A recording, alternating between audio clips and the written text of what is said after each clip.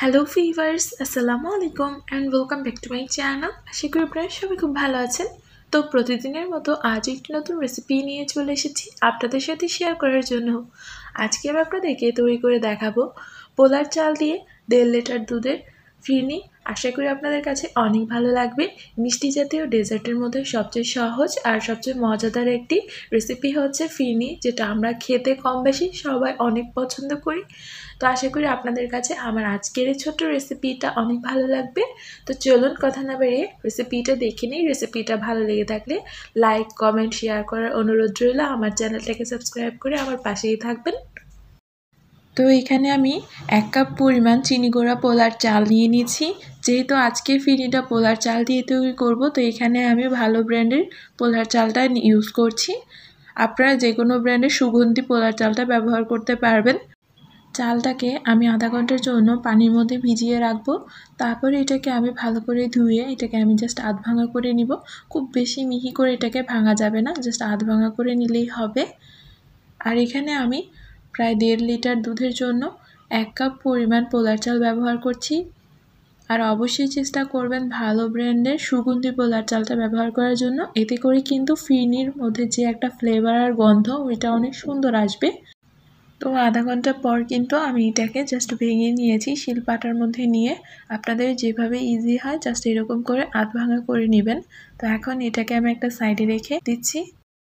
তো এখানে আমি গরুর লিকুইড দুধ নিয়ে নিয়েছি প্রায় 1.5 লিটার পরিমাণ। অবশ্যই চেষ্টা করবেন ভালো কোয়ালিটির গরুর দুধটা ব্যবহার করতে। আর আজকের এই ফিরনিটা আমি জাস্ট গরুর দুধ দিয়ে রান্না করব, এখানে এক্সট্রা করে কোনো পানি অ্যাড করব না। তাহলেই কিন্তু ফিরনির টেক্সচার প্লাস ফ্লেভার অনেক ভালো আসবে। তো এখানে আমি একটা হাঁড়ির মধ্যে দুধটাকে ছেঁকে নিয়ে নিয়েছি, যাতে করে দুধের মধ্যে যদি কোনো ময়লা বা দানা থেকে থাকে তাহলে ওইটা ক্লিন হয়ে যাবে। আর অবশ্যই চেষ্টা করবেন বড় কোনো একটা হাঁড়ির মধ্যে নেওয়ার জন্য, যেটাকে অনেক নাড়াচাড়া করতে হবে। আর নাড়াচাড়া না করলে কিন্তু ফিরনিটা নিচ থেকে লেগে যাবে। তো এটাকে নেড়ে চেড়ে আমি একটা বলক তুলে নিব। একটা বলক তোলার পর এখানে আমি মশলা অ্যাড করব। আমরা অনেকে আছি ফিরনি রান্নার ক্ষেত্রে জাস্ট দুধের মধ্যে এলাচিটা দেই, তাহলে কিন্তু ফিরনির খুব একটা ফ্লেভার আসে না। যদি আমরা সব ধরনের মশলা ব্যবহার করি তখনই কিন্তু ফিরনির মধ্যে এক্সট্রা একটা ফ্লেভার অ্যাড হয়। তো এটা যখন একটা বলক চলে এসেছে তখন এখানে আমি দিয়ে দিচ্ছি 3টা তেজপাতা, 3-4টা এলাচ, এগুলোর মাথাটা একটু ফাটিয়ে দিয়েছি, আর 3 টুকরা দারচিনি। এখন এগুলাকে নেড়ে চেড়ে আমি আরও একটা বলক তুলে নিব। তারপর আমি এখানে আমার প্রয়োজন মতো চিনিটা অ্যাড করব। আর অবশ্যই আলতো হাতে চুলার জাল মিডিয়াম টু হাইতে দিয়ে এটাকে রান্না করতে হবে। তো যখন সেকেন্ড বলক চলে এসেছে তখন এখানে আমি দিয়ে দিচ্ছি 1 কাপ পরিমাণ চিনি। চিনিটা দিয়ে এটাকে আমি আবারও নেড়ে চেড়ে নিচ্ছি। আর এখানে আপনারা আপনাদের স্বাদ মতো মিষ্টিটা চেক করে চিনিটা অ্যাড করবেন, আপনাদের কাছে কতটুকু মিষ্টি ভালো লাগে। আর আপনারা চাইলে এখানে কিন্তু এ পর্যায়ে চিনির পরিবর্তে গুড়টাও ব্যবহার করতে পারেন, তাহলে কিন্তু ফিরনির কালারটা অনেক সুন্দর আসে। আর মিষ্টি জিনিসের মধ্যে একটু লবণ না দিলেই কিন্তু নয়, মিষ্টির মধ্যে একটু লবণ অ্যাড করলে এর ফ্লেভারটা কিন্তু একটু অন্যরকম হয়। বাট অনেকের কাছে এটা ভালো লাগে না, আবার অনেকের কাছে ভালো লাগে। তো এটাকে নেড়ে চেড়ে আমি রান্না করে নিয়েছি আরও 5 থেকে 7 মিনিটের মতো। তো 5 থেকে 6 মিনিটের পর আমি এখানে আগে থেকে বেটে রাখা চালটা অ্যাড করে দিচ্ছি। চালটা একটু আগিয়ে দিচ্ছি কারণ এই চালটা কিন্তু সিদ্ধ হতে হবে। আর চালটা সিদ্ধ হতে হতে এই দুধটাও কিন্তু টেনে অনেকটা ঘন হয়ে যাবে।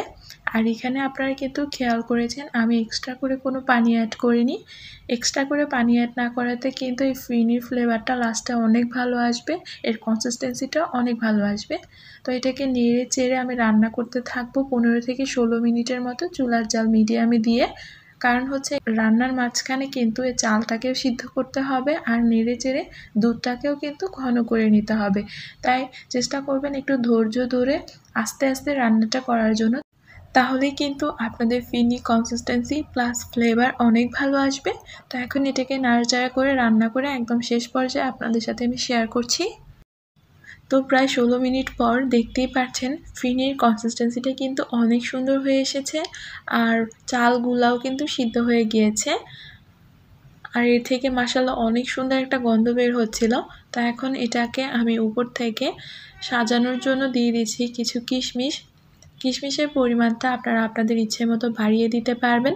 2 ধরনের বাদাম দিয়ে দিচ্ছি, এগুলো আপনারা আপনাদের ইচ্ছা মতো দিতে পারবেন। আমার চ্যানেলে কিন্তু একটি কিশমিশের রেসিপি আছে, আপনারা চাইলে ওইটাও দেখে নিতে পারেন, লিঙ্কটা আমি ডেসক্রিপশন বক্সে দিয়ে দিব। তো এখন এটাকে আমি সার্ভ করে নিচ্ছি। যে কোনো ধরনের ভারী খাবার বা অনুষ্ঠান বাড়িতে কিন্তু এরকম একটা মিষ্টি ডেজার্ট থাকলে কিন্তু মন্দ হয় না, খেতে অনেক ভালো লাগে। ছোট থেকে বড় সবার কাছেই কিন্তু মিষ্টিটা অনেক পছন্দের, তার মধ্যে কিন্তু ফিরনি অন্যতম। আমার কাছে কিন্তু অনেক ভালো লাগে এটা খেতে। আপনাদের কাছে কেমন লাগে অবশ্যই কমেন্ট করে জানাবেন। আর অবশ্যই সেম রেসিপি ফলো করে বাসায় ট্রাই করার অনুরোধ রইল। যারা নতুন আছেন তারা কিন্তু ঝটপট এভাবে ফিরনি রান্না করে সকলের মন জয় করে নিতে পারেন। খুবই অল্প টাইমে খুব সহজে শেয়ার করেছি আপনাদের সাথে আজকের রেসিপিটা। আশা করি আপনাদের কাছে অনেক ভালো লেগেছে। রেসিপিটা কেমন হয়েছে কমেন্ট করে জানাবেন। ভালো লেগে থাকলে লাইক শেয়ার করে আমার চ্যানেলটাকে সাবস্ক্রাইব করে আমার পাশেই থাকবেন। আজকে সকলেই সুস্থতা কামনা করে আপনাদের কাছ থেকে আমি এখানেই বিদায় নিচ্ছি। সবাই ভালো থাকবেন, আমার জন্য দোয়া করবেন। আল্লাহ হাফেজ।